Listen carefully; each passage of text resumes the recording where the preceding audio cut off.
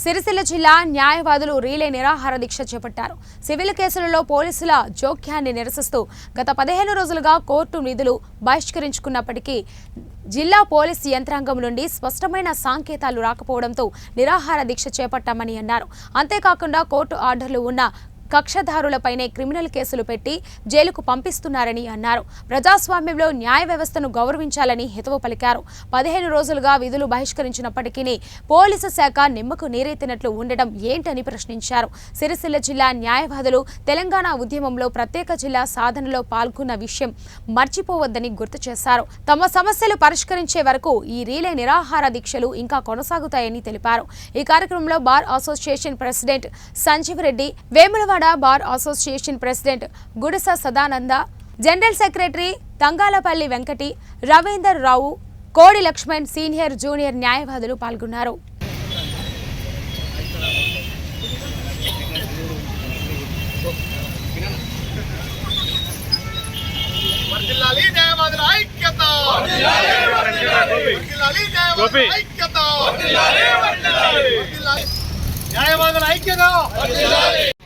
జోక్యాన్ని నిరసిస్తూ సిరిసిల్ల వేములవాడ భారతదేశ అధ్యక్ష ఆధ్వర్యంలో గత 13 రోజులుగా కోర్టు విధుల బహిష్కరణ నిర్వహించాము.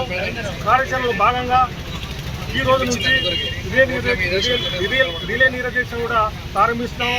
అయినప్పటికీ కూడా పోలీసు అధికారుల నుంచి ఇంతవరకు కూడా ఎట్లాంటి సానుభూతి రాలేదు. అందుకని ఈ ఉద్యమాన్ని తీవ్రతరం చేసే భాగంగా ఈ రోజు నుంచి రిలే నిరదీక్ష ప్రారంభించాము. ఇక ముందు కూడా ఈ ఉద్యమాన్ని తీవ్రతరం చేస్తామని కోరుతున్నాం. అమలు చేయడానికి గౌరవించాలని పోలీస్ స్టేషన్లలో ఇచ్చే ప్రభుత్వానికి ఇచ్చే వాటిని బేఖాతరు న్యాయ వ్యవస్థను పూర్తిగా నిర్వీర్యం చేయడం చాలా గర్హనీయం. ఇటువంటి దాన్ని ఏ న్యాయవాదులు కూడా సహించరు, ఏ న్యాయాధిపతులు కూడా సహించరు. ఒక చిన్న న్యాయవాదులు జిల్లాను సాధించినటువంటి ఘనత న్యాయవాదులకు ఉన్నది. అటువంటి సివిల్ రైట్స్ ఏదైతే అనగదొక్కబడుతుందో కోర్టు ఆర్డర్లను స్వీకరించవలసిందో ప్రజల ముందు న్యాయం చేయడానికి ఉద్యమాన్ని విస్తృతం చేయడానికి నిర్ణయించుకోబడి చాలా ప్రాధాన్యమైనటువంటి ప్రజలందరి సహకారం అవసరం.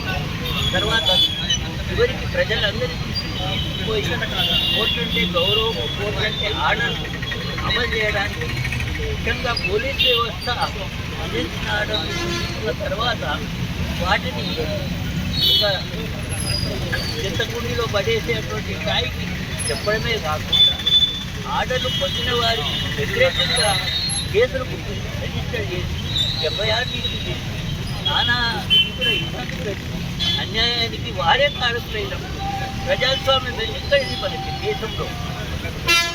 మామూలు రైతులు, మామూలు సామాన్యుడికి రక్షణ ఎక్కడిది?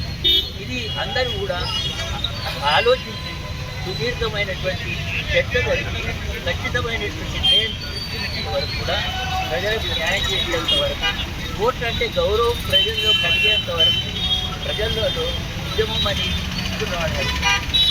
న్యాయవాదులు చాలా అందుకు నేను అభినందన.